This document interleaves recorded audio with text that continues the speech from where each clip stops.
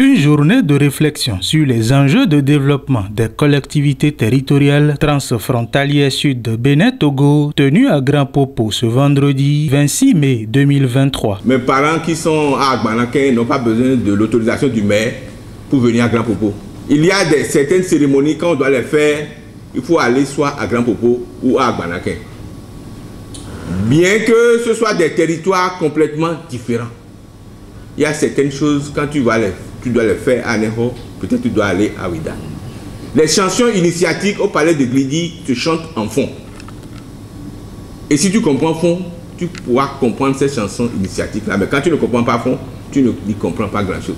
C'est vous dire que depuis des millénaires, nos populations ont dévancé nos dirigeants. Et ce que nous faisons aujourd'hui simplement, c'est une simple petite reconstitution de l'histoire que nous tendons.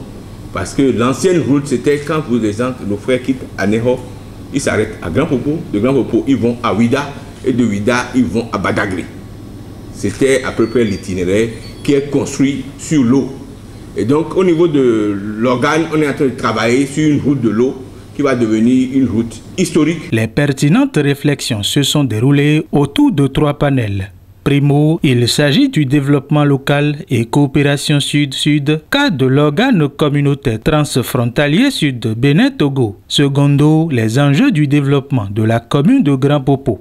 Tertio, tourisme et culture comme facteur d'intégration sous-régionale et internationale, les perspectives de l'organe communautaire transfrontalier sud de Bénin-Togo. L'organe des collectivités transfrontalières se veut un outil de développement. Se veut également un outil de renforcement et d'intégration des communautés au niveau de l'espace qui le constitue. Aujourd'hui, 8 communes, 5 du côté du Togo et 3 du côté du Bénin, nous avons décidé de travailler ensemble. Nous sommes invités à une réflexion sur l'avenir et le devenir des collectivités territoriales de l'espace Ouyomoa, tenant compte des richesses socio-économiques, politiques, culturelles et touristiques des territoires.